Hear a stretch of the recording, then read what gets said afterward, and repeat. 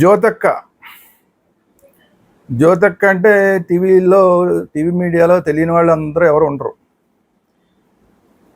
Betting యాప్ల విషయంలో ఈ అమ్మాయి పేరు కూడా బయటకు వచ్చింది. కానీ విచిత్రం ఏంటంటే ఈ అమ్మాయి పేరు ఎక్కడా కూడా కేసుల్లో పెట్టలేదండి. ఎఫ్ఐఆర్లో ఈ అమ్మాయి పేరు కానీ ఈ అమ్మాయికి నోటీసులు ఇవ్వడం కానీ ఇవన్నీ జరగలేదు.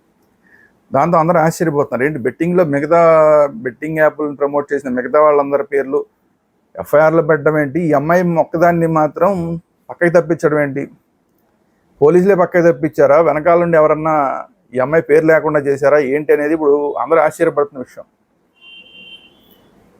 ఈ జ్యోతి అనే అమ్మాయి జ్యోతక్కగా బాగా ఫేమస్ అయింది.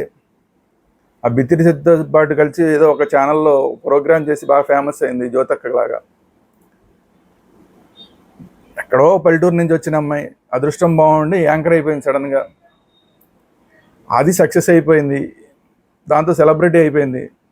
ఆ సెలబ్రిటీ అవడం చూసిన తర్వాత బిగ్ బాస్ వాళ్ళు పిలిచారు. బిగ్ బాస్లో పిలిస్తే బిగ్ బాస్లో ఎప్పుడు చూసినా అందరితో ఏడుస్తూ మాట్లాడడం, లేదంటే వాళ్ళ మీద ప్రేమలు ఒలకపోవడం, ఇలాంటివి రకరకాలు చేసి అక్కడ కూడా ఫేమస్ అయిపోయింది. దాంతో ఇంకా పెద్ద సెలబ్రిటీ అయిపోయింది, అంటే టీవీ మీడియా వరకు చాలా పెద్ద సెలబ్రిటీ అయింది.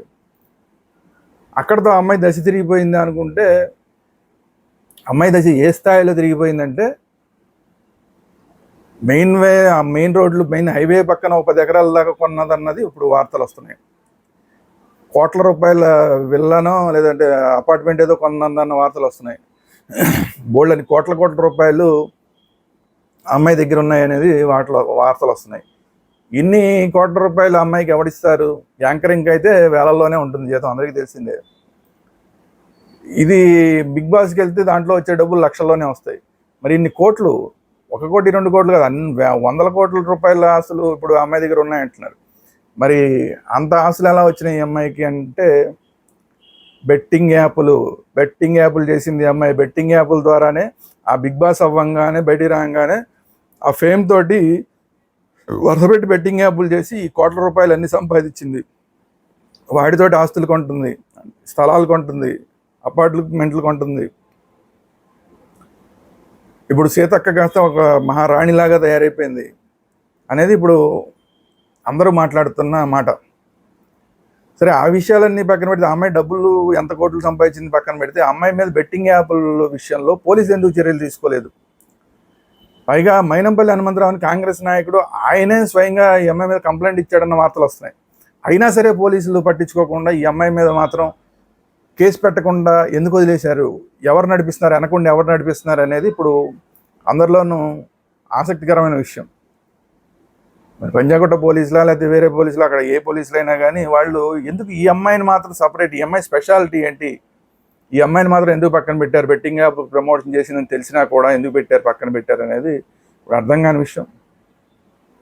దీని మీదే చర్చ జరుగుతుంది. పోలీసుల విషయంలో ఎక్కడో రాజీ పడ్డారేమో అన్న మాటలు వినిపిస్తున్నాయి. వెనకాల నుంచి ఏదో పొలిటికల్ శక్తులు ఎవరో పనిచేస్తున్నారు ఈ అమ్మాయి వెనకాల, అందుకే పోలీసులు సైలెంట్గా ఉంటున్నారు అనే మాటలు వినిపిస్తున్నాయి. ఈ రెండిట్లో ఏది? పోలీసులే కావాలని అమ్మాయిని తప్పించారా, లేదంటే వెనకాల ఎవరన్నా రాజకీయ శక్తులుండి అమ్మాయిని తప్పించారా? అసలు ఏంటి? అసలు అమ్మాయి బెట్టింగ్ యాప్లు ప్రమోట్ చేయలేదని ఏమైనా కళ్ళు మూసుకుని ఉంటున్నారా పోలీసులు అనేది ఇప్పుడు అందరినీ మెదడులు తొలుస్తున్న ప్రశ్న. మరి నిజంగా బెట్టింగ్ యాప్ల మీద పోలీసులు కనుక మేము శ్రద్ధగా ఉన్నాము, సీరియస్గా ఉన్నాము అని అనుకుంటే, ఇలా పార్షియాలిటీలు చూపిస్తే మాత్రం మిగతా వాళ్ళు ఊరుకోరు, మొత్తం దేశంలో ఉన్న ప్రజలు కూడా ఒప్పుకోరు. మీరు ఒకళ్ళకొక రకంగా చట్టంని మేము అమలు చేస్తామంటే మాత్రం ఎట్టి పరిస్థితుల్లో ప్రజలు ఒప్పుకునే పరిస్థితి ఉండదు. ఆ విషయం పోలీసులు గుర్తించవలసిన అవసరం ఉంటుంది.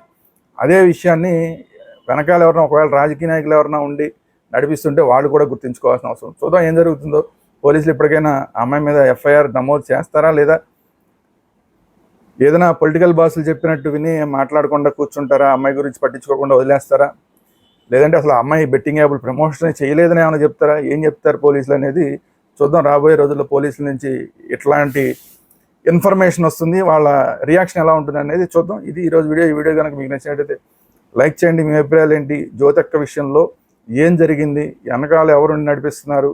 పోలీసులే ఈ అమ్మాయిని చూసి చూడనట్టు వదిలేశారా? అసలు బెట్టింగ్ యాప్లు ప్రమోషన్ ఈ అమ్మాయి చేయలేదా? మీరేమనుకుంటున్నారు అనేది మీ అభిప్రాయాలని కామెంట్ రూపంలో తెలియజేయండి. అలాగే ఈ వీడియోని అందరికీ షేర్ చేయండి. అలాగే మన ఛానల్ వేదాంత ఛానల్ని, వేదాంత గ్రూప్ ఆఫ్ ఛానల్స్ అన్నింటినీ కూడా సబ్స్క్రైబ్ చేసుకోండి. Thank you very much.